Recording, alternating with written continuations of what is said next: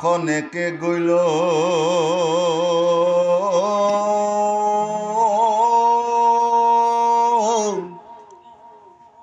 ঐত বৰিষে কৌ অপুনৰপি ব্ৰহ্মাও আখি দেখিলা প্ৰত্যেক পূৰ্বতে শিশু সবে আছে কি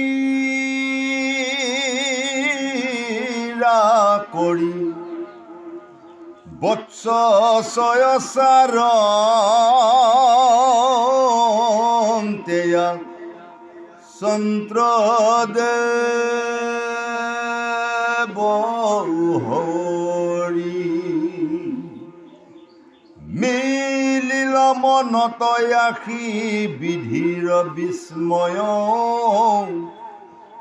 জুনু আনিলন্ত্ৰ সেহি বৎস শিশু স্বয়ং এহি বুলি ব্ৰহ্মা পাছে গইলা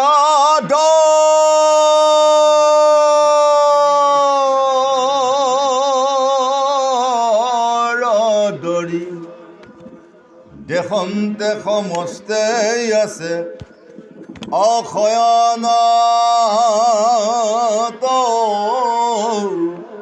পৰি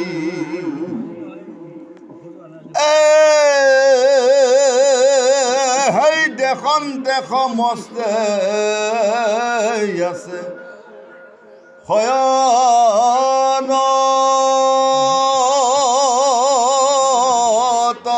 পৰি আৰু জানো কত পাইলো বুলি গনি চাইলো দুনাই দেখন্ত বিধি আখি তৈৰ হন্তে অহিতুততে ক শিশু আছে মলন্তে কৃষ্ণইটো গুৰৈ খদা মুড়ি কৈত পাইল এহি বুলি ব্ৰহ্মা চিৰ কাল চিন্তি চাইল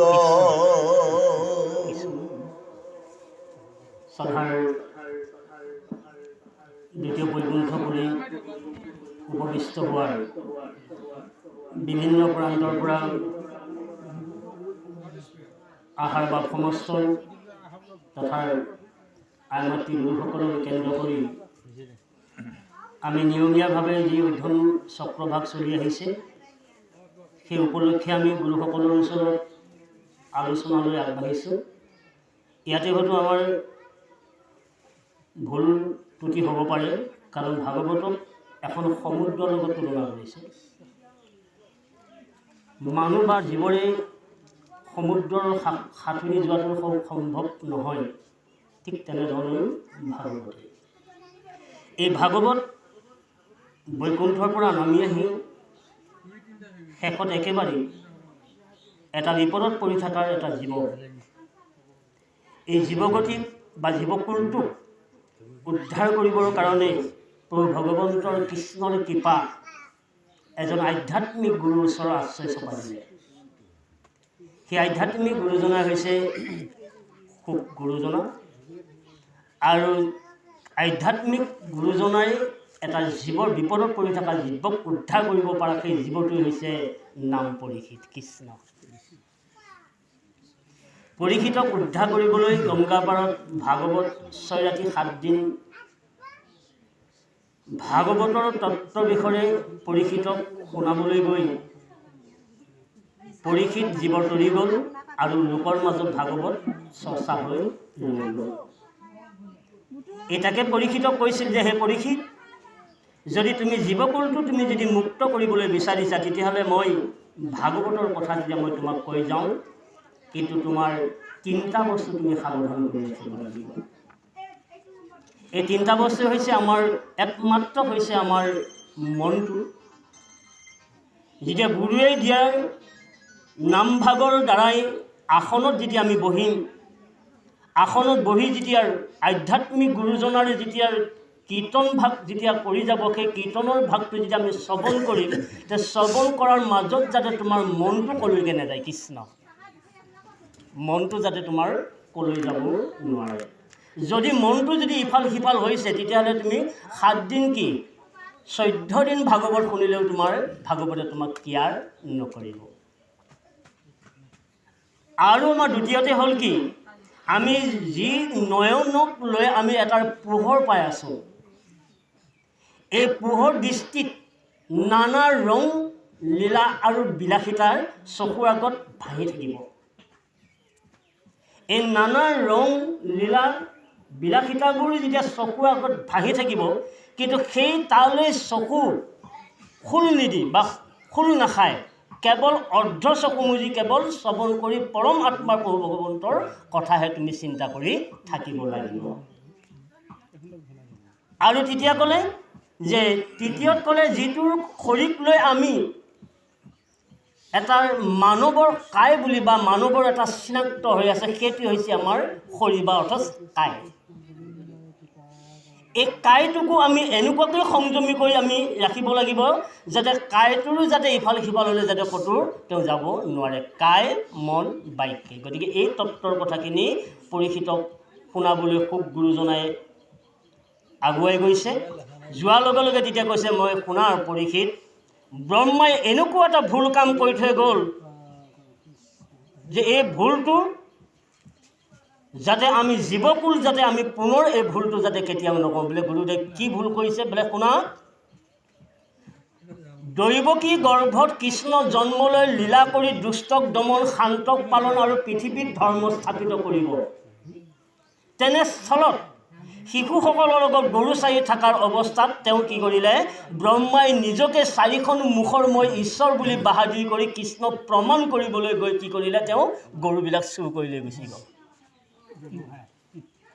তে গৰুবিলাক যেতিয়া চুৰ কৰি লৈ যেতিয়া ব্ৰহ্মলোকলৈ গৰুবিলাক লৈ গ'লগৈ, তে ব্ৰহ্মলোকলৈ গৰু নিয়াৰ লগে লগে যিদিনাখনৰ পৰা ব্ৰহ্মাই গৰু চুৰ কৰিলে, সেইদিনাখনৰ পৰা ব্ৰহ্মাই এতিয়া আপোনাৰ গৰু চৰাইও এতিয়া পা নাপায়। এতিয়া কৃষ্ণ য'ত 24 ঘণ্টা দিনে এতিয়া গৰু চৰাই থাকিলেও যাৰ পেট নভৰে। তেতিয়া 100 বছৰৰ পিছত তেতিয়া ব্ৰহ্মাই চালে হাৰি যে মই আজি 100 বছৰ মানে 100 বছৰ যেতিয়া মই গৰু কৃষ্ণৰ তাৰ পৰা মই চুৰ কৰি আনিলোঁ, আনি ব্ৰহ্মলোকত ৰাখিলোঁ, কিন্তু এতিয়ালৈকে যে কৃষ্ণৰ যে খবৰ বাতৰি নাই, ইয়াৰ কাৰণটো কি? গতিকে আজি মই এপাক খবলৈ অহাটো ভাল হ'ব। এই বুলি ব্ৰহ্মাই যেতিয়া আহি বৃন্দাবনলৈ যেতিয়া আহিলে, তে বৃন্দাবনলৈ অহাৰ লগে লগে ভগৱন্তই সুন্দৰভাৱে বাঁহী বজাই আছে, আৰু যিবোৰ গৰু ব্ৰহ্মাই চুৰ কৰি লৈ গৈছিল সেইবোৰ গৰু সুন্দৰভাৱে তেওঁলোক চৰি আছে।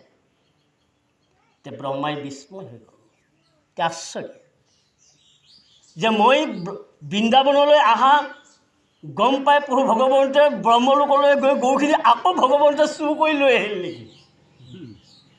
ব্ৰহ্মা মনত সন্দেহ আহি গ'ল।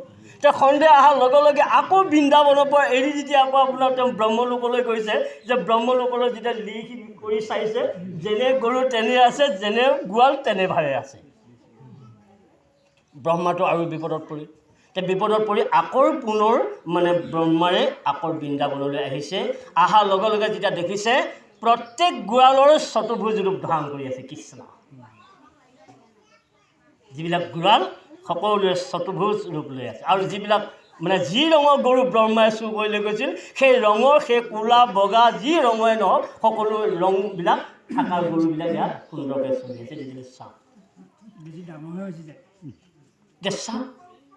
এতিয়া আমি মানৱ কুলটো আমি আনক প্ৰমাণ কৰিবলৈ যাওঁতে নিজে বিপদত পৰা হৈ গৈছে কৃষ্ণ, হয়নে বাৰু? আনক প্ৰমাণ কৰিবলৈ যাওঁতেই এতিয়া কি হৈছে? নিজে বিপদত পৰিছে। সেইকাৰণে কৈছে যে ক্ৰোধ কাম ক্ৰোধ অহংকাৰ জানিবা সি পৰ্তন কৃষ্ণ।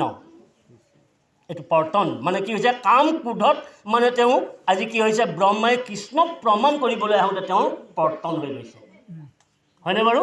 কাম ক্ৰোধ অহংকাৰে হৈবেক প্ৰৰ্তন, লোভ মোহ মত্ত হৈয়া হেৰাই মানৱ কুলৰ ধৰ্ম। লোভ মোহত পৰি আমি কি কৰোঁ? মানৱ যিটো কুল, মানুহৰ মানৱতাৰ যিটো কৰ্ম, এই কৰ্মবিলাক আমি নাশ কৰি পেলাই দিওঁ। এতিয়া আহি লাহেকৈ যে ব্ৰহ্মাই যে কি কৰিছে, যে সকলোকে চতুৰ্ভুজ দেখিলে, তেতিয়া ক'লে যে এহি বুলি ব্ৰহ্মা চিৰকাল চিন্তি চাইলা, কোনো সঞ্চা কোনো মিছা নপাৰন্ত তত্ত্ব মিল্ল পৰম মোহ ব্ৰহ্মাৰ মনত। কি সঁচাৰ আৰু কিটো মিছা। মই যিটো ভাবিছিলোঁ সেইটো কিন্তু সকলো মিছা। মই যিটো ভাবিলোঁ সকলো মিছা, কিন্তু ভগৱন্তে যি কৰিছে কিন্তু সকলো সঁচা। এইটোকে কৈছে মই যি ভাবিছোঁ কিন্তু সকলো মিছা। কিয় মিছা হ'ল? তাৰমানে ভগৱন্তক আচলতে মই কৰ্ম কৰা নাই কাৰণে মোৰ মিছা। তত্ত্বটো গম পাইছেনে? আৰু মই ভগৱন্তক চিন্তাধাৰা নকৰি মই বাক্য দিয়াৰ কাৰণে মোৰ বাক্যবোৰ মিছা। হয়নে বাৰু প্ৰভু? মোৰ বাক্যবোৰ মিছা। যদি এটা বাক্য কৰিবলৈ যাওঁতে 5 বাৰ বিবেকক সুধি ল'ব লাগিব। বিবেক হৈছে একমাত্ৰ ঈশ্বৰ, যিটো বিবেক জ্ঞান, যিটো ঈশ্বৰ। যে প্ৰভু মই এই বাক্যটো মোৰ মুখৰে প্ৰকাশ কৰিবলৈ মই বিচাৰিছোঁ, প্ৰকাশ হ'ব, কিন্তু প্ৰভু ভুল হ'লে ক্ষমা কৰিব, আপুনি মোক শুদ্ধ বাক্যটো মোক আপুনি প্ৰকাশ কৰাই দিয়ক। তে লগে লগে যদি কৃষ্ণক সুধি যদি বাক্য কৰা হয়, তেতিয়াহ'লে মোৰ বাক্যটো এজনে ভুল পালে দুজনে ভাল পাই যাব। কৃষ্ণ বোলে নহয় নহয় তুমি ক'লে নহ'ব নহয়, কিন্তু তেখেতে ভাল কথাই কৈছে। এজনেও যদি নাকচ কৰে দুজনে কিন্তু নাকচ নকৰে। কিন্তু আমিতো বিবেকক নুসুধোঁ, কিন্তু বিবেকক আমি কথা নুসুধি বা ভগৱন্তক কথাষাৰ নুসুধি আমি নিজৰ বিবেকে আমি নিজৰ স্বাৰ্থটো পূৰণ কৰিবৰ কাৰণে তাক বাক্যটো প্ৰকাশ কৰি দিওঁ। এতিয়া ব্ৰহ্মাৰ সেই পাকটোত পৰিছে, সেই পাকটোত পৰি আমি শেষলৈকে আহিছোঁ। ইয়াত আমি আলোচনাৰ মাজত যদি কিবা আমাৰ আশোহা থাকি যায়, গুৰুসকলে আমি আলোচনা কৰি যাম দেই, কোনো আমাৰ ভাবিব নালাগে, আমি সুন্দৰভাৱে আলোচনা কৰি যাম। তেতিয়া ক'লে যে কৃষ্ণৰ ইটো গোৰক্ষ ডামৰি কৈত্য পাইলা, এহি বুলি ব্ৰহ্মা কৈছে চিৰকাল চিন্তি ৰৈলা। এই যে গৰুবিলাক যে মই চুৰ কৰি আনিলোঁ, ব্ৰহ্মাই ক'ত, মানে কৃষ্ণই ক'ত পালে? তেওঁ তেতিয়াহে তেওঁ মানে ক'লৈ চিন্তা কৰিছে যে তেওঁ ব্ৰহ্মৰ জ্ঞানৰ লগত সংযুক্ত হৈ বিবেকক সুধি চাইছে যে এইবিলাক গৰু কৃষ্ণই ক'ত পালে। কাক সুধিছে? নিজৰ বিবেকক নিজে সুধিছে ক'ত পালে, মানে চিন্তিত। যিজন মানুহে চিন্তা কৰে, চিন্তা কৰাজনক কাক কৰে? বিবেকৰ লগত চিন্তা কৰিব লাগে, বিবেক আৰু বুদ্ধি।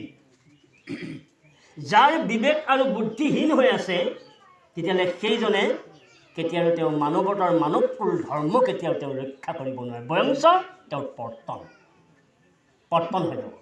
গতিকে এতিয়া ব্ৰহ্মা পতন হৈ যাব। গতিকে ব্ৰহ্মা বুলি আমি, কাৰণ ব্ৰহ্মা আদি কৰি জীৱ যত, হয়নে বাৰু প্ৰভু? ৰাম ৰাম ৰাম মায়া শয্যাৰ মাজে আশ্ৰয় সমস্ত ঘুমতি যায়। আমি প্ৰত্যেকে জীৱ দেই গুৰুসকল, এজনহে আত্মা। তে ব্ৰহ্মা আদি কৰি সকলো আমি জীৱ, কিন্তু আত্মা মাত্ৰ এজন, সেইজনে হৈছে পৰম ব্ৰহ্ম, যাক আমি নিৰূপণ কৰি আমি তাক অনুসন্ধান কৰিব নোৱাৰোঁ। কিন্তু সেই ব্ৰহ্মক আমি পাইছোঁ কেনেকৈ? একমাত্ৰ দুটা কাৰণত আমি সেই ব্ৰহ্মক পৰিচয় পাইছোঁ। কেনেকৈ পৰিচয় পাইছোঁ? এক হ'ল বেদ, হয়নে বাৰু? এক হ'ল বেদ। বেদে কি কৰিছে? বেদে সদায় প্ৰভু ভগৱন্তৰ নাম গুণান কীৰ্তন কৰি পৰিচয় দি আছে। বেদ আৰু কৈছে বেদটোৰ উত্তম এইটো মহাভাগৱত, বেদটোৰ উত্তম এইটো মহাভাগৱত। এতিয়া শাস্ত্ৰই কি দিলে? শাস্ত্ৰই বেদেও কৈছে যে কৃষ্ণ বাহিৰে বাকী সকলো দেৱতা মানে জীৱ। আৰু এই ভাগৱত শাস্ত্ৰই কৈছে যে নহয়, ভগৱন্তই নিগুণ, কিন্তু আমি ব্ৰহ্মাকে কেন্দ্ৰ কৰি জীৱ সকলো গুণ, আমি গুণত পৰি আছোঁ। এতিয়া গুণৰ পৰা পৰিত্ৰাণ পাবলগীয়া হ'লে তেতিয়াহ'লে নিগুণ কৃষ্ণৰ গুণক আমি সদায় শ্ৰৱণ কৰিব পাৰিলে কৃষ্ণৰে কৃপা কৰিব। আমি পিছৰ পদলৈ আগবাঢ়িম।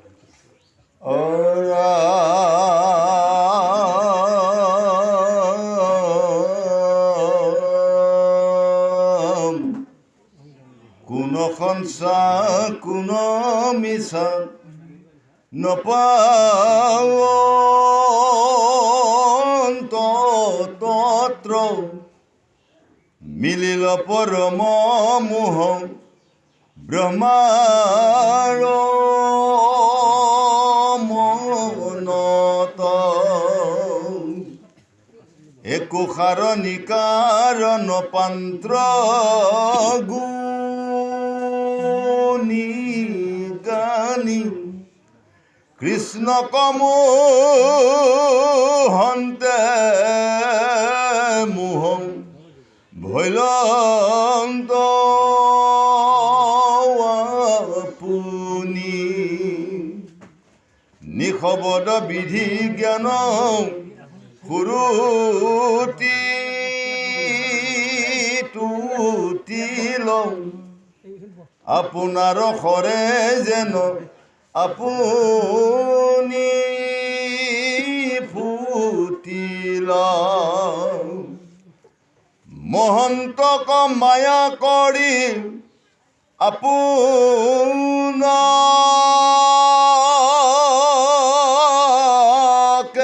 নাখে সূৰ্য আগে যেন জুই আগনি প্ৰকাশে। সুন্দৰ কথাখিনি আমাৰ ভাগৱতে পুংখাপুংখকৈ জানিবলৈ দিছে। এতিয়া ক'লে গুৰুসকল যে তেওঁ সঁচা নে মিছা প্ৰমাণ কৰিছে যে এই কথাটো সঁচা নে মিছা। তে প্ৰমাণ কৰি তেওঁ চালে যে সঁচাকৈ সঁচা, যে মই চুৰ কৰি নিয়া গৰুখিনি আছে, আকৌ পূৰ্ণপ্ৰভু ভগৱন্তই যে সৃষ্টি কৰিব পাৰে, তেওঁ যে কোটি ব্ৰহ্মাণ্ডৰ অধিকাৰী, এই কথাটো কিন্তু ব্ৰহ্মাৰ বিশ্বাস আছে যে তেওঁ সৃষ্টি কৰিব যে পাৰে, এই কথাটো আহে। কিন্তু এতিয়া আমি প্ৰত্যেকেই ব্ৰহ্মা, আমি প্ৰত্যেকেই সৃষ্টি কৰিব পাৰোঁ। সৃষ্টি প্ৰক্ৰিয়া মাত্ৰ দুটা, এটা হ'ল জীৱ সৃষ্টি কৰিব পাৰোঁ আমি ব্ৰহ্মা হয়, আৰু এটা আমি কি সৃষ্টি কৰিব পাৰোঁ, আৰু এটা সৃষ্টি কৰিব পাৰোঁ উদ্ভিদ সৃষ্টি কৰিব পাৰোঁ। গতিকে জীৱ সৃষ্টি কৰিলে নহ'ব যদি উদ্ভিদ নহয়। তাৰমানে উদ্ভিদ শব্দটো গম পাইছেনে? তাৰমানে খাদ্য যদি উৎপত্তি নহয় তেতিয়াহ'লে জীৱৰ তল নহয়। গতিকে যদি আমি খাদ্য যদি আমি উৎপত্তি কৰিবলগীয়া হ'লে তেতিয়াহ'লে পৰৰ বস্তু চুৰ কৰি মই খাদ্য খাই জীয়াই থাকিব পাৰিমনে? ব্ৰহ্মা হৈছে কি নিজৰ যশস্যাকণ বঢ়াবলৈ গৈ পৰৰ সম্পত্তি চুৰ কৰি লৈ গুচি গ'লগৈ।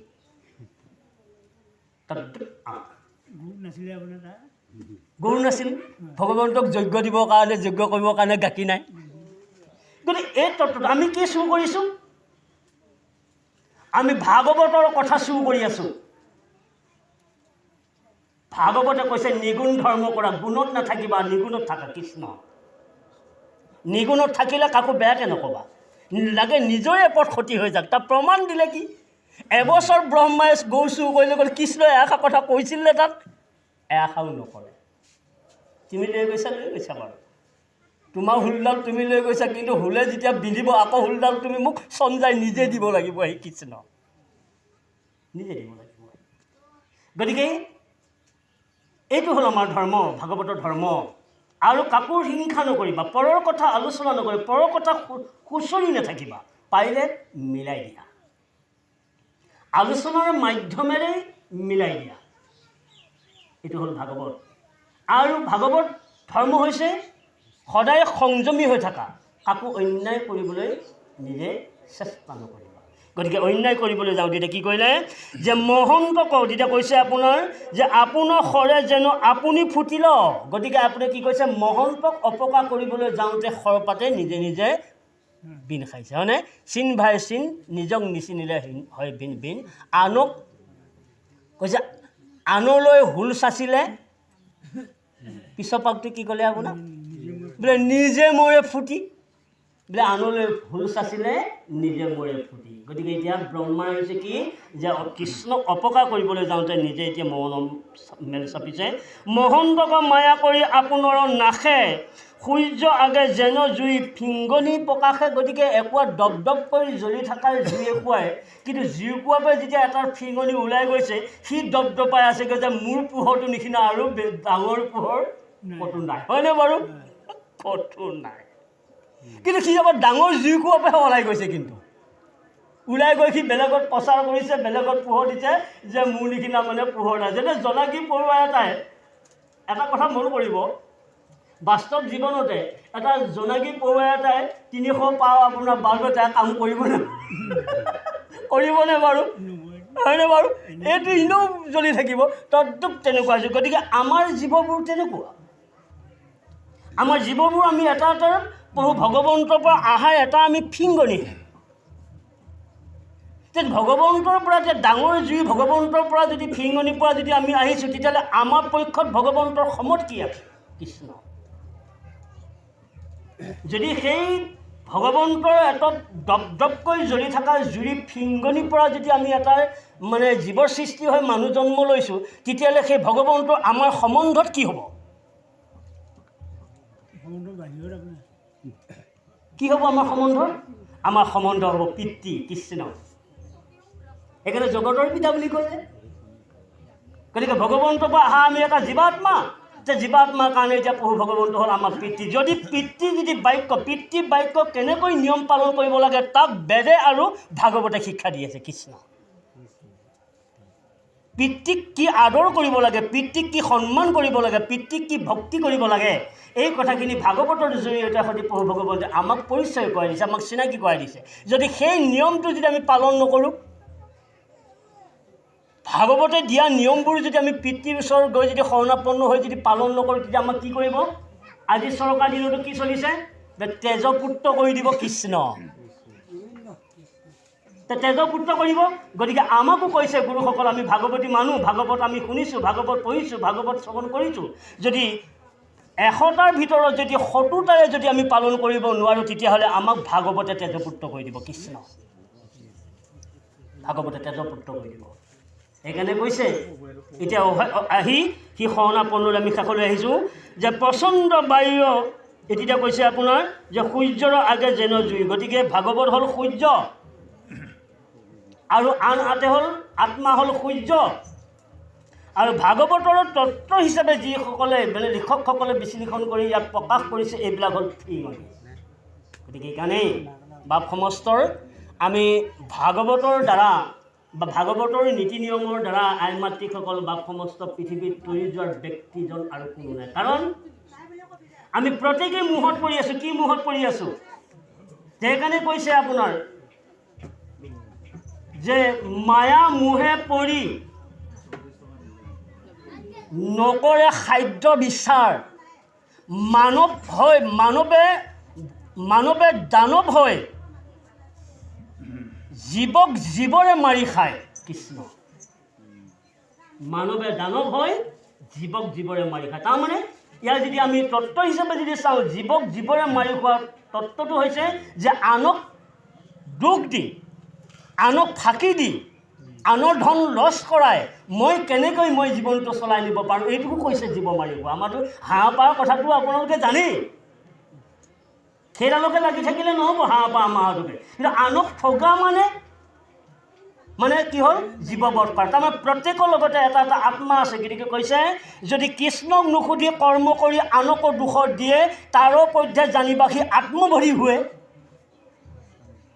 সেইজন আত্মবধি হৈ যায়। তাৰমানে আৰু যদি কৈছে ভগৱন্তকো সাক্ষী কৰি পৰম পিতা প্ৰভু ভগৱন্তৰ শ্ৰী চৰণত বাক্য দি যদি আনক উপকাৰ কৰে, তেতিয়াহ'লে কৈছে সি আপোনাৰ নিৰৱধি। আমি কোনটোত আছে? ভাগৱতে কৈছে নিৰৱধি হোৱা। কিন্তু ভাগৱত শুনি পেলাই যদি আমি আত্মবধি হওঁ, তেতিয়াহ'লে ব্ৰহ্মাৰ যি অৱস্থা আমাৰো সেই অৱস্থা হৈ যাব। কৃষ্ণ।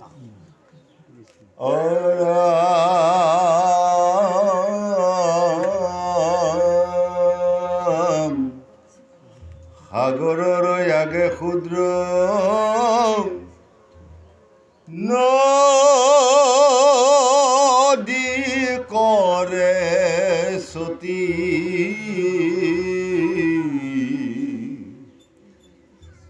বাৰহয় বহনিৰ আগে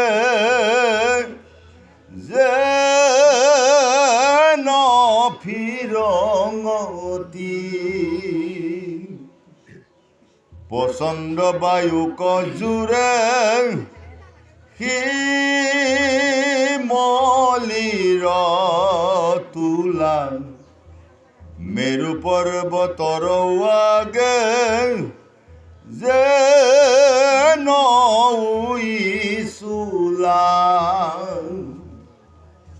মাখুলৰ আবেদন দি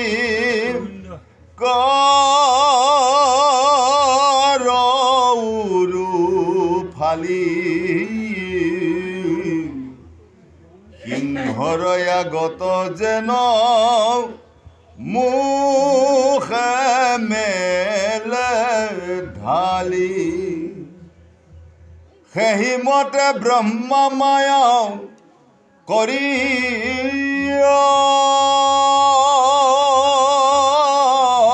কৃষ্ণক ৰামে ভৈলন্তই আপুনি পাছে অচুতি বুদ্ধি গতিকে প্ৰভু ভগৱন্তৰ সাগৰৰ লগত তুলনা কৰিছে প্ৰভু ভগৱন্তৰ যিটো বিশ্বৰ কোটি ব্ৰহ্মাণ্ডৰ অধিকাৰী যি ভগৱান তাক এখন সাগৰৰ লগত তুলনা কৰিছে যে যেনেকৈ এজন মানুহে যে এখন বিলকে সাঁতুৰি পাৰ হ'ব নোৱাৰে তেনেস্থলত এখন সাগৰ সাঁতুৰি পাৰ হোৱাটো সম্ভৱ নহয় নহয়নে বাৰু সম্ভৱ নহয় মানে সম্ভৱ নহয় মানে নোৱাৰে একেবাৰে নোৱাৰে তদ্ৰূপ সেই সাগৰখন সাঁতুৰিব সম্ভৱ নহ'লেও কিন্তু সাগৰখনক দেখাটো এটা সম্ভৱ দৰ্শন হোৱাটোতো সম্ভৱ ভাগৱত সাগৰ ভাগৱতৰ তত্ত্বৰ কথা নাজানিব পাৰোঁ কিন্তু দৰ্শনটো কৰিব পাৰিম কৃষ্ণ তত্ত্বটো কেনেকৈ কিন্তু ভগৱন্তৰ পুত্ৰ আমি জীৱৰ জীৱ হৈ যদি পৰমাত্মা পিতাৰ কথাখিনি গোটেইখিনি নাজানিব পাৰোঁ কিন্তু পিতাৰ গুণটোতো কমছে হ'লেও অকণমানটো জানিম গতিকে হয়নে বাৰু অলপ হ'লেতো জানিম বেছি নাজানিম 5টা কথা জানিলেই হ'ল কি হ'ল বোলে শৰণ ভজন ভক্তি পৰমাৰ্থৰ তত্ত্বৰ আচাৰ 5টা কথা জানিলেই হ'ল শৰণ ভজন শ্ৰৱণ কীৰ্তন ভক্তি বা আচাৰটোৰ আমাৰ কেতিয়াবা যেনিবা আমি সময়ত গাটো আমি তিয়াব নোৱাৰিব পাৰোঁ নহয় জানো বাৰু সময়ত যেনিবা আমি মণিকূটত সোমাব নোৱাৰিব পাৰোঁ কিন্তু ভগৱন্তৰ প্ৰেম ভক্তি শক্তিটো হৃদয়ত জাগৰণ হৈ থাকিব লাগিব গতিকে যদি জাগৰণ হৈ থাকে তেতিয়াহ'লে কি কৈছে যে জাগৰণ হৈ থকাটোকে কৈছে দৰ্শন হ'ব পাৰে সাঁতুৰিব নোৱাৰিব পাৰোঁ দৰ্শন হ'ব পাৰে তেতিয়া ক'লে যে 12 অগ্নি 12 কুৰা জুৰি যে 12 অগ্নি আগে যেন ফিংগনি গতিকে এটা 12 কুৰা দপদপ কৰি জ্বলি থকাৰ অৱস্থাত এটা ফিংগনিয়ে আহি তাক একো কৰিব নোৱাৰে হয়নে বাৰু একো কৰিব নোৱাৰে এতিয়া 12 শব্দ বুলিলে আমি কি জানো এতিয়া 12 শব্দ বুলিলে আমি শ্ৰীমদ ভাগৱতলৈ যাব পাৰোঁ 12 স্কন্ধৰ ভাগৱত জ্ঞান বিজ্ঞান তৰং ৰহস্য গুণ ক্ৰিয়া জাতি দ্ৰব্য ঈশ্বৰ মায়া জীৱৰ তৰণ আমাৰ শেষ দিলে কি একেবাৰে শেষতো হৈছে ঈশ্বৰক চিন্তা কৰে জীৱৰ তৰণৰ উপায় লোৱা কৃষ্ণ শেষ সিদ্ধান্ত ভাগৱতৰ সিদ্ধান্ত দিলে দ্বাদশ এতিয়া জীৱৰ তৰণ এতিয়া ভাগৱতৰ জ্ঞানী লোৱা আৰু জীৱন মানে সুন্দৰভাৱে অতিবাহিত কৰি বৈকুণ্ঠই চলা জীৱৰ এইটো দায়িত্ব কিন্তু এই জীৱৰ এই দায়িত্বটো নাপাই আমি কি কৰিছোঁ জানে মূৰ বুলি আচুহু আগুৰি পুত্ৰ কন্যা ধন মোৰ বুলি পায় মানে আগুৰিহে আছোঁ আনিহে আছোঁ মানে জমা কৰিবলৈ বিচাৰিহে আছোঁ মূৰ বুলি আগুৰি ধৰে পুত্ৰী ধন হয় তুমি পুত্ৰী লৈ কিন্তু ধন সকলোৰে উপাৰ্জন কৰিব লাগে এইটো আমাৰ বাস্তৱৰ নীতি নিয়ম কাৰণ এজন ল'ৰাক এজনী ছোৱালীক শিক্ষিত বনোৱাটো পিতৃ মাতৃৰ দায়িত্ব এজন ল'ৰাক ডাঙৰ চাকৰি দিব পৰাটো পিতৃ মাতৃৰ দায়িত্ব কিন্তু দায়িত্ব সেই কিন্তু গৌৰৱ নহয় কৃষ্ণ কিন্তু আমি এইটো দুটা কৰিলোঁ দায়িত্বটো পূৰণ কৰিবলৈ যাওঁতে গৌৰৱটোও আহি গৈ আছে নহয় এতিয়া মোৰ পোৱাটো আজি 1 লাখ টকা দৰমহা পাই যেতিয়া কি কথা আছে হয়নে বাৰু কি কথা আছে কিন্তু তোমাক দায়িত্বহে পালন কৰিবলৈ দিছে কিন্তু তোমাকতো গৌৰৱ কৰিবলৈ দিয়া নাই কিন্তু আমি গৌৰৱ কৰিলোঁ গৌৰৱত নাশ হৈ যাব গতিকে ব্ৰহ্মা আজি গৌৰৱত বিনাশ হৈছে মোৰ 4খন মুখ কৃষ্ণ এখনহে মুখ গতিকে মোক সকলোৱে ভগৱান বুলি কয় কিবা বিপদ হোৱাৰ লগে লগে দেৱতাসকল মোৰ ওচৰলৈ আহে এই গৌৰৱৰ দ্বাৰাই আজি কি কৈছে ব্ৰহ্মা বিনাশ হৈ যাবলৈ বিচাৰিছে ক'লে মেৰু পৰ্বতৰ যেন উৰি গতিকে চাওক এটা পৰ্বত আমি বেছি দূৰলৈ নাযাওঁ বা হিমালয় পৰ্বতটো আমি সকলোৱে চকুৰ দৃষ্টিগোচৰ হৈ থাকোঁ, কিমান ওখ পাখৰ সেইটো বাৰু নাজানো, কিন্তু দূৰৰ পৰা দেখিলে এডাল ডাঙৰ পাহাৰ পৰি আছে নহয়নে এটা ঠাই। কিন্তু হাজাৰ হাজাৰ নহয় কৌটি কৌটি বা তাতো উৰি ঢুকুৱাটো তাত আছে, কিন্তু সেইবিলাকৰ উপৰিও তাত লক্ষ্য কৰা হৈছে যে হিমালয় পৰ্বত। তেতিয়াহ'লে উৰি ঢুকুৱাৰ কিবা নাম আছেনে? উৰি চলোৱাটোৰ কিবা হেৰিটোৰ নাম আছেনে? তাৰ নামেই নাই। তদ্ৰূপ ভকত হ'ল পৰ্বত, ভকত হ'ল শিলৰ ভকত, ভকত হ'ল আপোনাৰ নৰম ভকত। যদি ভকত যদি ওখ হয়, ভকত যদি চঞ্চল হয়, তেতিয়াহ'লে এটা উৰি ঢুকুৱাৰ লগত তুলনা কৰিলে, তাৰমানে এটাৰ উৰি ঢুকুৱাৰ লগত তুলনা কৰিলে। ধুমুহা আহক, গছ লৰিব, কিন্তু হিমালয় পৰ্বতৰ মাটি লৰাই দিব নোৱাৰিব। আহে মানুহৰ বিপদ আহে, ঘৰে ঘৰে আহে, ল'ৰা ছোৱালীৰ পৰা আহিব পাৰে, তিৰোতাৰ পৰা আহিব পাৰে, নাতি নুতুকাৰ পৰা আহিব পাৰে, বোৱাৰীৰ পৰা আহিব পাৰে, কিন্তু ভূমিকম্পৰ দৰে কিন্তু ভকত কঁপি যাব নালাগে। ধুমুহা আহেই, কিন্তু ধুমুহাটোক কেনেকৈ বিনাশ কৰিব পৰা যায় তাৰহে লক্ষ্য কৰিব লাগে দেই কৃষ্ণ। গতিকে কৃষ্ণৰ সেইটোৱে, তুমি হয় ব্ৰহ্মা তুমি চুৰ কৰি লৈ গৈছা, কিন্তু মোৰ কিন্তু কঁপনি উঠা নাই। চুৰ কৰি লৈ গৈ তইহে কঁপনি উঠি আছে, এতিয়া তোৰহে কঁপনি উঠি আছে, হয়নে বাৰু? কিন্তু মোৰ একো হোৱা নাই। তদ্ৰূপ ভকতৰ একো নহয় যিমান ধুমুহা নাহক, কাৰণ ধুমুহা আহিলে ইয়াত কৈছে যে তুলসী বতাহতে শিমলু গছৰ মানে তোলা বা ফলৰ পৰা ফাটি মানে তেওঁ তোলা উৰি যায়। গতিকে ইয়াক ক'লে যে তোলাৰ লগত গছডালো মৰি যোৱা নাই বেজাৰত। মন কৰিব তোলাখিনি বতাহ লাগি আপোনাৰ উৰি গুচি গ'ল, গোটেই মাহে যেতিয়া আপোনাৰ তোলা যেতিয়া মূৰ পৰা ওলাই গ'লগৈ বতাহৰ লগে লগে ময়ো মওঁগে এয়া বুলি মানে গছডাল মৰিছেনে? সি বেছি জেজেহে হৈছে। এইবাৰ তই 10টাহে উৰাই লৈ গৈছ, আহাবাৰ নেকি 100টা মই জন্ম কৰিম, কোৱাচোন কিমান উৰাই থাক। তে কৃষ্ণৰ সেইটো তুমি এই বাঁহা গৰু চুৰ কৰি নেকি, এই বাঁহাও লৈ যোৱা, আকৌ স্বজন কৰিম মই কৃষ্ণ, আকৌ সৃষ্টি কৰিম, কাৰণ মোৰ দায়িত্বৰে সৃষ্টি কৰা। তদ্ৰূপ আমাৰ মানুহৰ জীৱনটো সেইটোৰে। মই আজি ভাগৱত শুনাই নহয়, কালিলৈ শুনিম, পৰহিলৈ শুনিয়ে থাকিম জীৱনটো। কিবা তাৰ পৰা মই তত্ত্ব পাওঁ নাপাওঁ সেইটো তেৰাৰ কথা, ঈশ্বৰৰ কথা।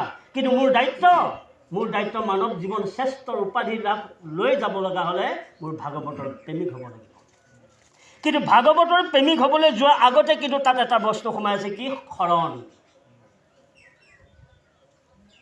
সেৱা কৰি গুৰুক কৰিবা মনৰ তুষ, গুৰুৱে দেখাইবে তন্ত্ৰ মন্ত্ৰ পূজা পথ, দৈব্য সময় ঈশ্বৰকো দৈব্য সময় আপোনকো ঈশ্বৰত অৰ্পিব, সেয়ে হ'ব কৃষ্ণৰ পূজা। আজি ধূপ জ্বলালে, বন্তি জ্বলালে, নিজৰ পৰা কি দিলে? ইয়াত ক'লে নহয় পদটোত কৈছে নহয় আপোনাৰ দৈব্য সময় আপোনাকো অৰ্পিবে, তেহে হ'ব কৃষ্ণৰ পূজা। এতিয়া মই কি দিম? চকু এটাহে দিব লাগিব, নে হাত এটা দিব লাগিব, নে গাৰ খৰি মাংস এটুকুৰা তেওঁক দিব লাগিব? কি দিব লাগিব?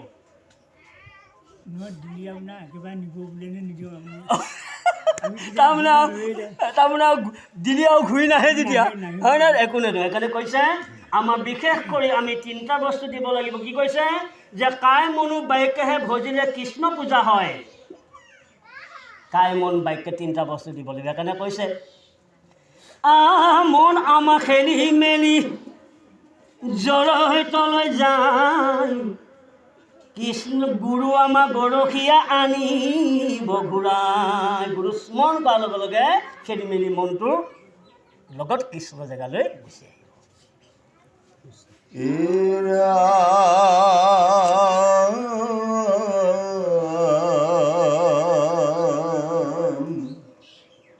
শুনি আশ্চৰ্য আৰু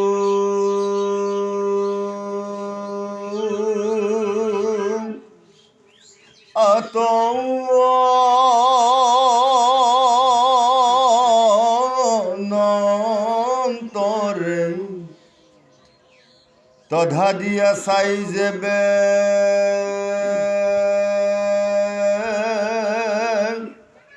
আশাসী কৰে ব্ৰহ্মাৰ আগতে পাছে প্রভু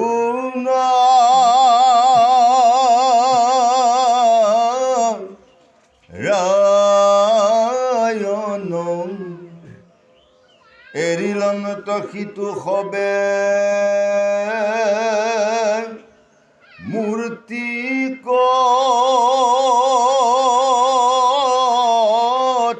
খন ধরিলন তো নিজ রূপ পরম ঈশ্বরে নিরেখিয়া সন্ত তাক চাই সৃষ্টি করে হিঙাবাসী বেত যত বৎস বৎস পাল ভৈলা কৃষ্ণ মূর্তি হবে তৈতে তত কাল। ভগৱানে খুব ভালকৈ স্পষ্ট কৰি মানে ব্ৰহ্মাক বুজাবলৈ সেই বৃন্দাবনী স্থলীত এটা বৈকুণ্ঠপুৰী সদৃশ এটা আৱৰণ সৃষ্টি কৰিলে। তাত আৱৰণ সৃষ্টি কৰি তেতিয়া ব্ৰহ্মাক বুজাবলৈ বিচাৰিছে যে হেৰা ব্ৰহ্মা, তুমি এখন ব্ৰহ্মাণ্ডহে তুমি ব্ৰহ্মা, কিন্তু মই কোটি ব্ৰহ্মাণ্ডৰ অধিকাৰী কৃষ্ণ, হয়নে বাৰু? তুমি এখন ব্ৰহ্মাহে ব্ৰহ্মহে মানে ব্ৰহ্মাণ্ডহে অধিকাৰী। যে এখন ব্ৰহ্মাণ্ড বুলি ক'বলৈ যাওঁতে আমি তাত কি বুজিছোঁ? এখন ব্ৰহ্মাণ্ড হৈছে আপোনাৰ সপ্ত পৃথিৱী, সপ্ত স্বৰ্গ, অষ্টম পৰ্বত, অষ্টম সাগৰ, 13খন নদী লগ লাগিয়ে এখন ব্ৰহ্মাণ্ড হয়। যে কোটি ব্ৰহ্মাণ্ড, আৰু তুমি কি কৰিলা যে তুমি 4খন মুখৰ থকাৰ কাৰণে তুমি নিজে ভগৱন্তৰ বুলি তুমি 4খন মুখক তুমি বাহাদুৰি কৰিছা। ৰ'বা ব্ৰহ্মা, অকণমান 1 মিনিট সময় ৰ'বা, এই বুলি লগে লগে এখন ব্ৰহ্মাণ্ডৰ পৰা মানে ভগৱন্তই মানে ব্ৰহ্মাক তুতি কৰিলে 10খন মুখৰ ব্ৰহ্মা ওলালে কৃষ্ণ। 10খন মুখৰ ব্ৰহ্মা ওলাই গ'ল। এতিয়া ব্ৰহ্মাইটো তথা লাগি যেনেকৈ আমি নেদেখা বস্তু এটা টিভিত দেখিলে যেনেকৈ তাতে মনটো লগাই দিওঁ, ইফালে কোনোবাই গাত খুচিয়াই দিলেও আমি ক'বা ন এনেকুৱা নিচিনা তথা লাগি ব্ৰহ্মা আছে। মই নিজে লাগি চাইছোঁ, মই চোন 4খনহে মুখ, এইটোচোন 10খন মুখৰ ব্ৰহ্মা ওলাই। তাত চাই থাকোঁতে আপোনাৰ সেইটো তাতে নোহোৱা হৈ আৰু এটা ওলালাহি আপোনাৰ 50খন ব্ৰহ্মা মুখৰ মানুহ ওলালাহি আপোনাৰ। এনেকৈ কওঁতে কওঁতে আকৌ এটা তাৰপিছতে ওলালে 100খন মুখৰ ব্ৰহ্মা। হাফেলে হ'ল ব্ৰহ্মা, কি হৈছে হ'ল ব্ৰহ্মা, কি হ'ল? মই 4খন মুখ লৈ মই বাহাদুৰি কৰি আছোঁ, এতিয়াচোন আকৌ 10খনৰ পৰা 50খনৰ পৰা 100খন হ'ল ইয়াক আপোনাৰ। শেষত আৰু এটা ব্ৰহ্মা আনিলে, আপোনাৰ কৈছে আপোনাৰ গন্তি কৰিব নোৱাৰে অলেখ মুখৰ ব্ৰহ্মা, গোটেই পৃথিৱীখনৰ এফাল লৈ আছে। কি আপোনাৰ ব্ৰহ্মা আচৰিত যে কৃষ্ণৰ কি মায়া। গতিকে এনে মায়া পাই ব্ৰহ্মাই তধা লাগি চাই তেওঁ নিজকে ক'ব নোৱাৰে। তেতিয়া ক'লে ধৰিলন্ত নিজৰ ৰূপ পৰম ঈশ্বৰে নিৰিখি আচন্ত তাংক চাই সৃষ্টি কৰে। শিঙা বাঁহী বেতৰ যত বৎস বৎস পাল ভৈলা কৃষ্ণ মূৰ্তি হবে তৈত্য তৎপকাল। এতিয়া চাওক, আমি প্ৰত্যেকেই আমি চতুৰ্ভুজ ৰূপ আমি নৰ, আমি প্ৰত্যেকেই আজি যে সেই সৃষ্টি কৰিলে যে প্ৰভু ভগৱন্তই বৃন্দাবনত যে সেই গোৱালবিলাকক চতুৰ্ভুজৰ ৰূপ দৰ্শন কৰালে, গতিকে আমাৰো হৈছে ভকতৰ মানে কি চতুৰ্ভুজ ৰূপ। কি ৰূপ? আমাৰ ভকতি বস্ত্ৰৰ দ্বাৰা। ভকতি বস্ত্ৰ হ'ল যে এখন আমাৰ 3টা বস্ত্ৰ আছে, এটা হ'ল ৰজগুণৰ বস্ত্ৰ, এটা হ'ল তমগুণৰ বস্ত্ৰ, এটা হ'ল ভকতি বস্ত্ৰ। মেখেলাখনে হওক বা ধুতিখনে হওক তমগুণৰ, চেলেংখন হ'ল ৰজগুণৰ, গামোচা হ'ল সৎগুণৰ। 3 বস্ত্ৰ। এই 3 বস্ত্ৰৰ লগত সংযুক্ত হৈ কি হৈ আছে তাত আৰু এক বস্ত্ৰ। কি হ'ল? আমি গামোচাখন ল'লোঁ কি হ'ল? দুভাগ হ'ল। 1 2 3 4 চতুৰ্ভুজ ৰূপ আমাৰ। গতিকে এইকাৰণে আমাৰ ভকতৰ গামোচাখনৰ বহুত মূল্য আছে। ভকতৰ গামোচাখনত এইকাৰণে পটকৈ আমি যেনি তেনি যিকোনো ঠাইত যিকোনো ব্যৱহাৰ আমি কৰিব নালাগে। ইয়াৰ যিটো মূল্য, ই মূল্য দিয়াৰ কাৰণেহে মই মূল্য পাই আছোঁ। আমাৰ হিন্দুৰ সনাতন ধৰ্ম মানৱ জেগাত গামোচাখনেহে মোক ভকতৰ পৰিচয় দি আছে, চেলেংখনেহে মোক ভকতৰ পৰিচয় দি আছে, হয়নে বাৰু? আপুনি যিমান ডাঙৰ ভকত নহওক, যিমান শিক্ষিত নহওক, যিমান আপুনি জ্ঞানী নহওক, যদি আপোনাৰ যদি কান্ধত গামোচাখন নাই, সেয়াই নকৰে কোনোবাই। যদি কোনোবাই একোৱে যদি নাজানে, যদিও সি কান্ধত টনাটো মাৰি যদি গামোচাখন যদি ডিঙি লৈছে, প্ৰভু কৃষ্ণ বোলে কৃষ্ণ, কোনে পৰিচয় দিলে তাক? গামোচাখনে পৰিচয় দিলে এজন ভকত। আজি কি হ'ল? ব্ৰহ্মাক এই বস্তুটো দেখুৱাইছে, চোৱা মই যিমান সৃষ্টি কৰিছোঁ সকলো চতুৰ্ভুজ ৰূপ, সকলোৰে ভকত। কিন্তু তুমি ভকতক চিনি নাপায়, তুমি গৰু বুলি ভাবি তুমি গৰু বাহক চুৰ কৰি লৈ গৈ তুমি আজি বিপদত পৰিছা। ভকততো গৰুটো ভকত, গৰু ভকত, ভকতে ভকতক অন্যায় কৰেনে? ভকতে ভকতক চুৰ কৰেনে? গতিকে তাৰ ফল তুমি নিজে নিজে হাতে হাতে পাইছা। শেষলৈ আহিছোঁ, ভৈলা কৃষ্ণ মূৰ্তি। এতিয়া গতিকে কৃষ্ণ মূৰ্তিত ধৰি তাতে লগে লগে সকলো বিনাশ হৈ গ'ল, অৰ্থাৎ নাশ হৈ গ'ল। আমি এদিন নাশ হৈ যাম, চতুৰ্ভুজ ৰূপ আমাৰ এদিন গুচি যাব। আমি নাটক দেখা পৃথিৱীখনৰ ভাই এখন মঞ্চ,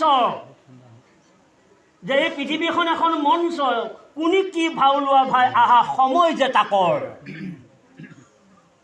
পৃথিৱীখন এখন হ'ল মঞ্চ, কোনে কি ভাও লোৱা আহা ভাইহঁত সময় বৰ তাকৰ। কোনে কোনদিনা যাব লাগিব কোনো ঠিকনা। যোৱা দিনাখনে পোচাক খুলি থৈ যাব লাগিব। কৃষ্ণ পোচাক খুলি থৈ গৈ এখন বগাৰ চেলেং মাৰি থৈ দিব আপোনাৰ। কি হ'ল বোলে খেকেনা, বোলে খেকেনা। গতিকে এইবোৰ সমস্তৰ পোচাক থৈ যাব লাগিব দেই বাপ সমস্ত। সেইকাৰণেই আমি শুদ্ধ মতেৰে সতি ভকতি কৰি আমি মৰি যাওঁ, সকলো মৰিব। যিহেতুকে আমাৰ পিতৃ পিতামহসকল মৰি দেখুৱাই থৈ গৈছে, আমিও এদিন মৰি যাম। কিন্তু এই সনাতন ধৰ্মটো ৰক্ষা কৰিবৰ কাৰণে কিন্তু নীতিসমূহো কিন্তু পৰ্যটনক দেখুৱাই থৈ যাব লাগিব। কৃষ্ণ আমি এই নীতিবোৰ যদি আমি বুঢ়াই জীয়াই শিকাই থৈ যাওঁ, এই নীতিবোৰ যদি নাতিপুতি শিকাই থৈ যাওঁ, এই নীতিবোৰ যদি ল'ৰা ছোৱালীক শিকাই থৈ যাওঁ, তেতিয়াহ'লে মোৰ নীতি নিয়মটো কিন্তু সেই ল'ৰা ছোৱালীয়ে পালন কৰি 14 পুৰুষ উদ্ধাৰ কৰিব। যদিও মই এই জন্মত বেয়া কাম এটা কৰিছিলোঁ, কিন্তু মোৰ পুত্ৰৰ ভক্তিত পিতৃ নৰক এৰি স্বৰ্গ এৰি বৈকুণ্ঠ গুচি যাবগৈ কৃষ্ণ। আৰু যদি ভাই 6টা পুত্ৰ পুতিলে জন্ম কৰিলে বোলে যদি কৌৰৱ বংশ হয়, মৰিলা মৰা পিতৃও মৰিল, শাখাকেইটাও মৰিলা পুৰা কৃষ্ণ। গতিকে সেইকাৰণে ভাগৱতে সুন্দৰভাৱে সিদ্ধান্ত দিছে, যদি কৃষ্ণ ভক্ত পুত্ৰ হয় লাগে 100জন জন্ম কৰা, 100জন পুত্ৰ জন্ম কৰা, মোৰ তাত ক'বলৈ নাই, কিন্তু কৃষ্ণ ভক্ত হ'ব লাগিব। আৰু যদি তুমি এজন পুত্ৰই যদি জন্ম লোৱা, যদি হিৰণ্যক্ষ হয়, তেতিয়াহ'লে কামত নাহিব। তোমাৰ এটাই ল'ৰা, কিন্তু সেইটোৱে হিৰণ্যক্ষ। কিন্তু আন এজনৰ 100 পুত্ৰ, কিন্তু কৃষ্ণ ভক্ত। কিন্তু কৃষ্ণৰ ভক্ত কেনেধৰণে কৰিব লাগিব তাৰ যুক্তি একমাত্ৰ ভাগৱতে পৰিচয় দিব। কৃষ্ণ ৰামে সবে ঘন শ্যামতনু পৰম নিৰোজ, শুভে প্ৰীত বস্তে ইয়াতি সবে চতুৰ্ভুজ, হংস চক্ৰ গদা পদ্ম সবাৰো হাতত,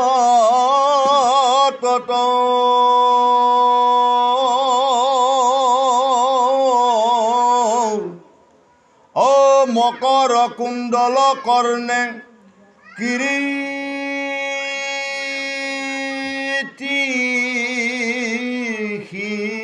শিৰত,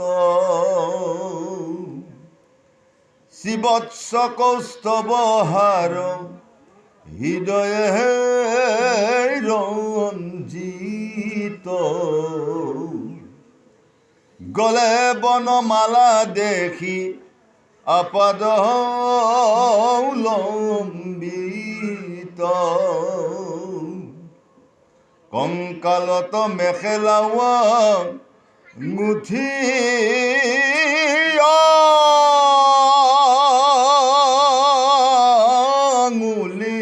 আঙুলিত, বাহুতকে উৰজলে ৰতনে খচিত অয়ৰাম সবাৰু হাতত তিনি হৰিয়া কংকন অৰাম ৰাম নুপুৰে প্ৰকাশে ইয়াতি অৰুণ চৰণ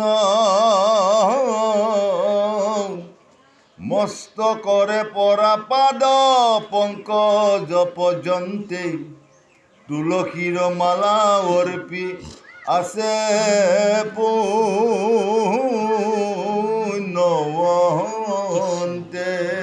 এই কথাখিনি বৰ তাৎপৰ্যপূৰ্ণ গুৰুত্বপূৰ্ণ কথা যে এতিয়া গুৰুসকল আইমাতৃসকল এই পদটোলৈ আপোনালোকে সকলোৱে লক্ষ্য কৰিব। মই হয়তো কৈ যাওঁতে ভুল হ'ব পাৰে, আপোনালোকে শুধৰাই দিব মোক। সবে ঘন শ্যাম তনু পৰম নিৰুজৰ শুভে পিত বস্তে আতি সবে চতুৰ। প্ৰত্যেকেই আমি আৰু তেতিয়া ক'লে যে শংখ চক্ৰ গদা সবাৰো হাতত, প্ৰত্যেকৰে হাতত শংখ চক্ৰ গদা। এতিয়া আমি যদি প্ৰত্যেকৰ লগতে আমাৰ হাততো শংখ চক্ৰ গদা পদ্ম আছে, আমাৰ ভকতসকলৰ লগত আছে, কিন্তু আমি পৰিচয় নোপোৱাটোৱে বৰ ডাঙৰ কথা। কিন্তু পৰিচয় পালে কিন্তু তাক পালন কৰিব লাগে। ওংকাৰ শব্দৰ অৰ্থই হৈছে আপোনাৰ শংখ, কৃষ্ণ তত্ত্বৰ, ওংকাৰ তত্ত্ব। ওংকাৰ শব্দৰ অৰ্থই হৈছে শংখ, যিটো শব্দৰ আমাৰ প্ৰকাশ হৈ আছে হংস নাৰায়ণৰ পৰা। আৰু তেতিয়া ক'লে আপোনাৰ চক্ৰ চক্ৰ চক্ৰ আমাৰ প্ৰত্যেক ভক্তৰ লগতেই দুপাত চক্ৰৰ অহৰহে আছে। এনেও 6 চক্ৰ, পৃথিৱী চক্ৰ, কাল চক্ৰ, গৰ্ভ চক্ৰ, জন্ম চক্ৰ, সেই চক্ৰলৈ মই বাৰু নাযাওঁ। এতিয়া কৈছে আমাৰ প্ৰত্যেকৰ লগতে 2টা চক্ৰ আছে। কি চক্ৰ? এটা হ'ল সুদৰ্শন চক্ৰ। সমস্ত প্ৰাণীতে আছো মই হৰি, সবাকো দেখিবা তুমি বিষ্ণু বুদ্ধি কৰি। সুদৰ্শন। তাতে আকৌ কোনোবা দিনা আকৌ ভকতৰ বৰষুণ উঠি আহিলে হয় আপোনাৰ কথাই কথাই নিমিলে কিবা উঠিবই আৰু নহয় জানো বাৰু? সেই উঠিবই কওঁ কুদৰ্শন। কুদৰ্শনে মানুহে কেতিয়াও সাফল্য লাভ কৰিব নোৱাৰে। যাৰ অন্তৰত কুদ্ধ থাকিব জীৱনত সি উন্নতি কৰিব নোৱাৰে। যিকোনো ক্ষেত্ৰত, ধন ধানৰ ক্ষেত্ৰতে হওক, ভকতি ক্ষেত্ৰতে হওক, যাৰ অন্তৰত অহংকাৰ থাকিব সি কোনোদিন উন্নতি কৰিব নোৱাৰে। শংখ গদা, গদা হ'ল গুৰু নাম। প্ৰমোদকী গদা, যাৰ হাতত গদা থাকিলে কালে তাক আক্ৰমণ কৰিব নোৱাৰে, দূতে আহিব নোৱাৰে, যমৰ দূতে। গদা, গদা শব্দৰ অৰ্থ হ'ল নাম, গদা শব্দ হ'ল উজ্জ্বল।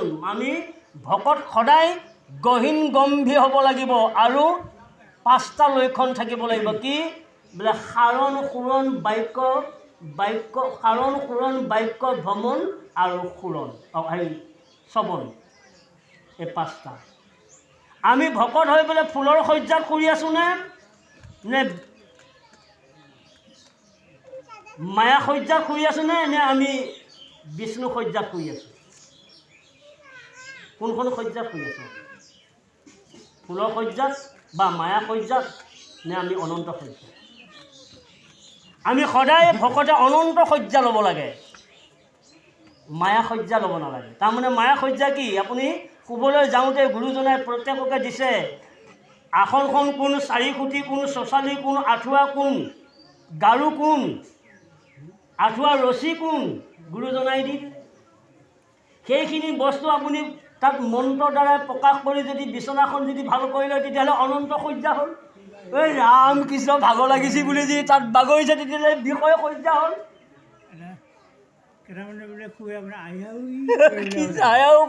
বিষয় শয্যা। গতিকে বিষয় শয্যাত খোৱাৰ লগে লগে বিষয় আগুৰি ল'ব, কৃষ্ণ কথা নাহিব। সপোন দেখিব বাঘে খোৱা ভকতকে লওৱাই, কিন্তু কৃষ্ণ মোকতো কিমান লওৱাইছে।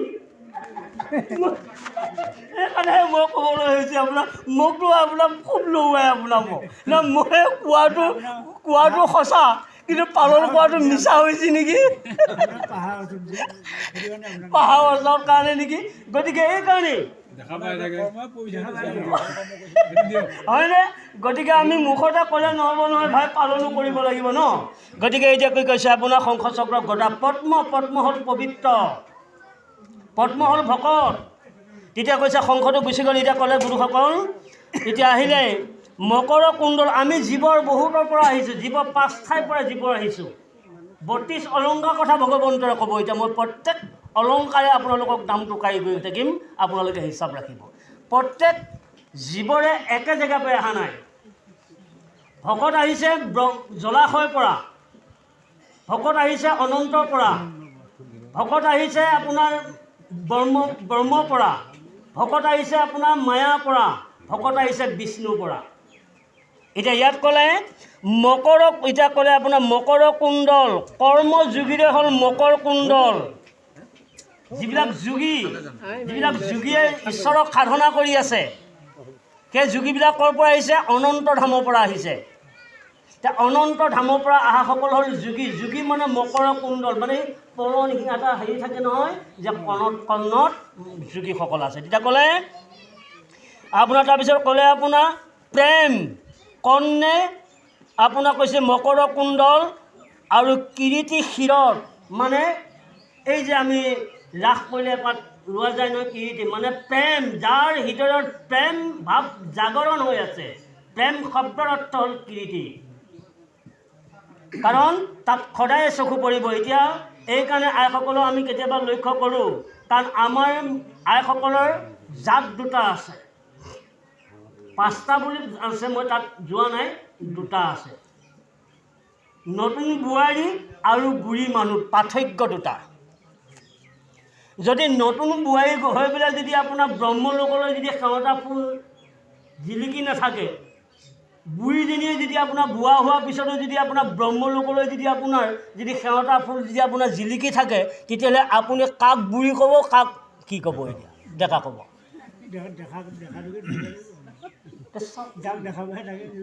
গতিকে হয়তো হ'ল আপোনাৰ কি জানে সেইকাৰণে লক্ষ্য হ'ল প্ৰত্যেকে পুৰুষে হওক বা আনে হওক সেই মানুহগৰাকীলৈ সেই মানুহজনলৈ লক্ষ্য কৰিব এক তিলকলৈ লক্ষ্য কৰিব এওঁ ভকত নে অভকত তিলক আৰু এওঁ বোৱাৰীক লক্ষ্য কৰি বোৱাৰী নে জীয়াৰী বোলে এওঁ সেন্দুৰৰ ওপৰত বোৱাৰী নে জীয়াৰী চিনিবকে নোৱাৰি বোলে মুখত আলকাটাৰ ৰং গতিকে আজিৰ ব্যৱস্থা তেনেকুৱা গতিকে এইকাৰণেই এতিয়া ক'লে গুৰুসকল তাৰপিছত আহিছে শিৱস্বৰ কৌষ্ঠৱ মানে শিৱস্ব শব্দৰ অৰ্থ হৈছে কি যে ভগৱন্তক ভিগুমুনিয়ে গুৰি মাৰা শিৱস্ব হৈছে আপোনাৰ শিৱস্ব পান্তি হৈছে ভকতৰ শক্তিৰে হৈছে শিৱস্ব পান্তি ভকতৰ যিটো শক্তি সেইটো হৈছে শিৱস্বৰ পান্তি কাৰণ ভকতে গালি পাৰিলে ভগৱন্তে বৰ ভাল পায় খুব ভাল পায় যে যে মোক যে গালি পা মানুহ এটা ওলাইছে হয়নে বাৰু তেওঁ বৰ আনন্দ পায় কিন্তু আমাৰ নিচিনা যদি গালি পা মানুহ ওলায় গৰমে আঞ্চলিক ভাগৱতৰ আজিমান নাহঙে আৰু হয়নে গতিকে এইবোৰ আমাৰ মানে ভাৱৰ লগত তুলনা কৰি প্ৰভু ভগৱন্তই তাক নিৰূপণ কৰিছে গতিকে এতিয়া ক'লে আপোনাৰ শেষলৈ আহিছোঁ বাৰু বাহুত কেৰু কংকণ বাহুত মানে কেৰু অৰ্থ কেৰু শব্দৰ অৰ্থ হৈছে খাৰু আৰু তেতিয়া ক'লে আপোনাৰ খাৰুত কোন আছে গোপিনী এতিয়া ক'লে আপোনাৰ সবাৰে হাতত 3 খেৰীয়া মানে কংকণ 3 খেৰীয়া তাৰমানে 3টা শিৰ থকাৰ কংকণ মানে খাৰু সেইসকলে তেতিয়া পিন্ধিছে আমি শেষলৈ বাৰু আহোঁ ভাগে ভাগে আপোনাক ক'ম বাহুত কেৰুৰত জ্বলে কৈছে ৰতনে সচিত বাহুত জ্বলি যেনেকৈ আপোনাৰ কি বাহু বুলি যে লোৱা হয় সেই কথাটো আহিছে আহক বাহুবলীত ক্ষেত্ৰীয় আহক কমলন য়ন চাৰু হসিত বয়ন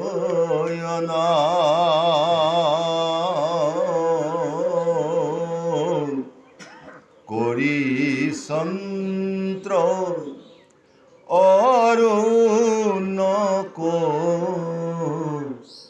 কটাক্ষ নিৰীক্ষণ এ হৰিয়ে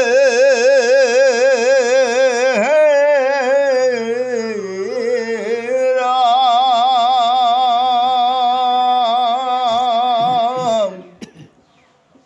ভকতৰ মনোৰথ পুৰিবাক আশে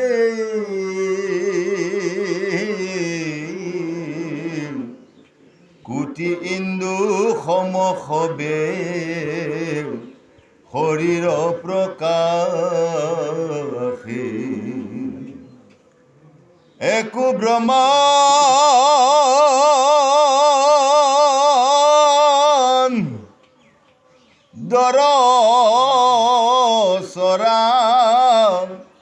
চৰলয়াৱাসী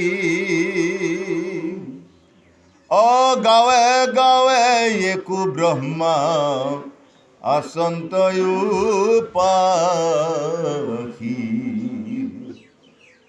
অৰ্চনয়নেকনিয়া নৈবেদ্য বিশেষ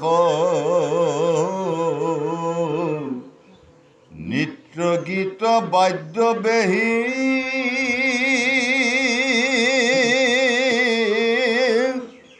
কৰন্তয়াসে। এতিয়া গুৰুসকল ক'লে যে সমস্তকে পৰা পাদ পংকজ পৰ্যন্তেই তুলসীৰ মালা অৰ্পি আছে পুণ্য বন্তে।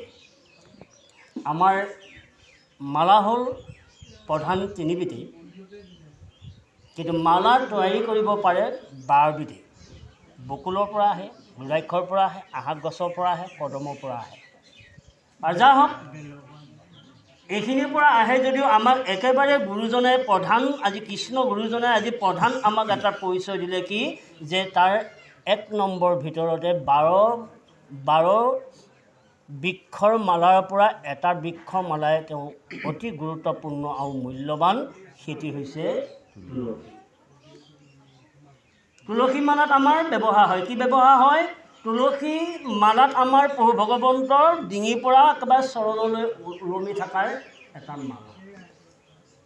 আৰু এই মালাকে কোনোবাই গুৰুজনাই এজন শুদ্ধ সতত কৃষ্ণত ভক্তি পাদ পদ্মে নিষ্ঠা যাৰ শুদ্ধ ভক্তৰ এজনক গুৰুজনাই এই তুলসী মালালকে কোনোবাই জপত দিছে, এক জপ, এক নাম।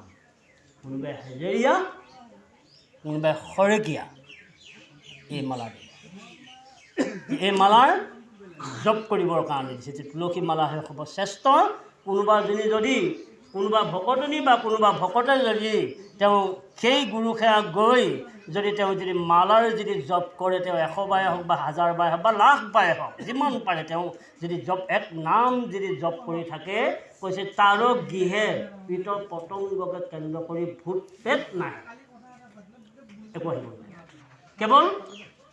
আৰু যদিও সেই গৃহত যদি কিবা পিপপৰুৱাও যদি বাস কৰি আছিল, সিও কৃষ্ণ ভক্ত হৈ পৰিব। এজন ভক্তৰ থাকিলে 14 লোক পবিত্ৰ কৰিব পাৰে। এইকাৰণে তুলসী, কেতিয়াবা কোনোবাই তুলসী দিও পূজা কৰে। সেইকাৰণে এতিয়া কৈছে মূৰত ভক্ত যদি চাণ্ডালু হৈ মৃন্ময় মূৰ্তিক পূজয়, অক্ষয় ব্ৰহ্মৰ জানি পুঁজিবেক অনুমানি নমো কৃষ্ণ মন্ত্ৰক জপয়, তাতে মই সন্তুষ্ট সমস্ত দৈৱক পাওঁ, দাস হৈয়া মুহুক পূজয়, তুলসী পত্ৰৰ জলে কিনি আনিলে মোকে, তাৰ সময় এৰা এৰি নাই। যিজনৰ গলত তুলসী মালা আছে সেইজনৰ লগত আৰু প্ৰভু ভগৱন্ত কোনোদিন এৰা এৰি নহয়।